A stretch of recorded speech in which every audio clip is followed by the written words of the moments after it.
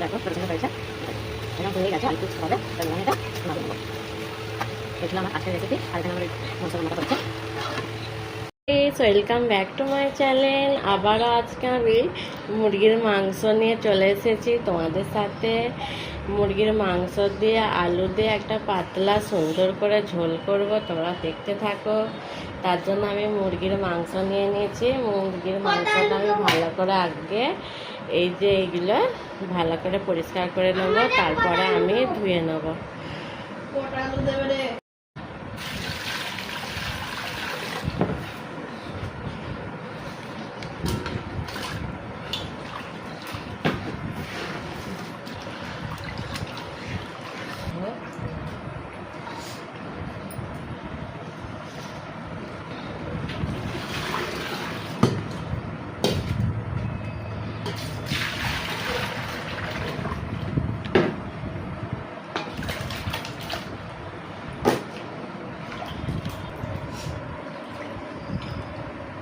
দেখো আমি একটা লেবু নিয়ে নিয়েছি। এই মাংসটাতে আমি নিচেটা দেবো বলে, যাতে মাংসটা একদম কাটি কাটি হয়ে থাকবে।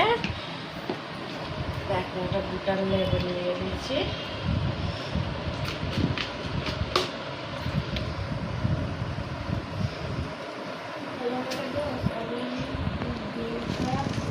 চাল করেছে, দেখতে পাওয়া যাচ্ছে নিচে এটা।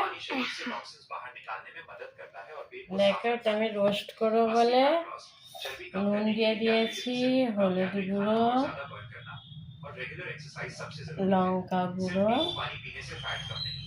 গরম মশলা সে ওই ডিব্বাটা গোল ডিব্বাটা নিয়ে আসো তো খারাপ ধনে গুঁড়ো, গরম মশলার ডিব্বাটা আনো।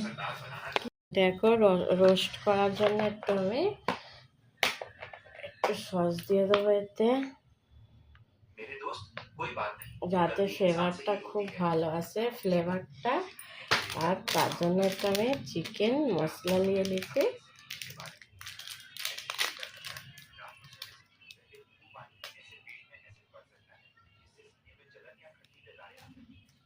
আর একটু গরম মশলা দিয়ে দেবো। জিরা গুঁড়োটা নিয়ে আসো যাও। তোমরা দেখতে থাকো, ভালো লাগলে প্লিজ একটা লাইক, একটা সাবস্ক্রাইব আর একটা কমেন্ট করে দিও। দেখো এটা আমি জিরে গুঁড়োটা একটু দিয়ে দেবো। হ্যাঁ জিরে গুঁড়ো দিয়ে দিলাম। এটাকে আমি মিক্স করে নেবো।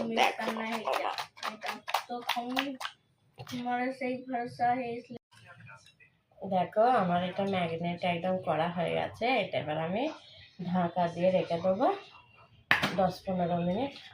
আমি 10-15 মিনিট নয় বেশিক্ষণে রাখবো, কারণ এদিকে আমি রান্নাটা সেরে নেবো আলু দিয়ে, তারপরে এটা আমি করবো। খেতে বন্ধ করে দিলাম।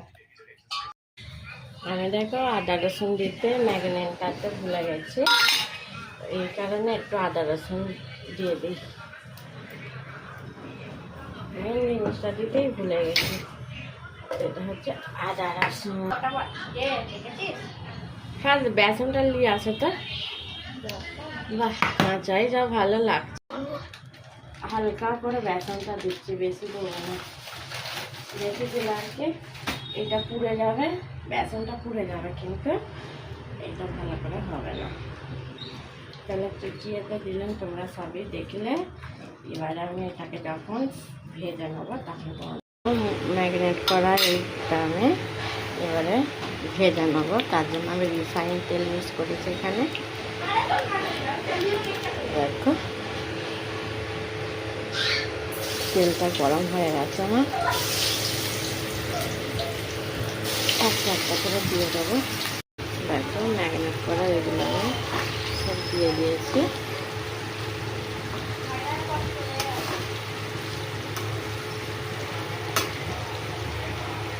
ভালো এসে গেছে।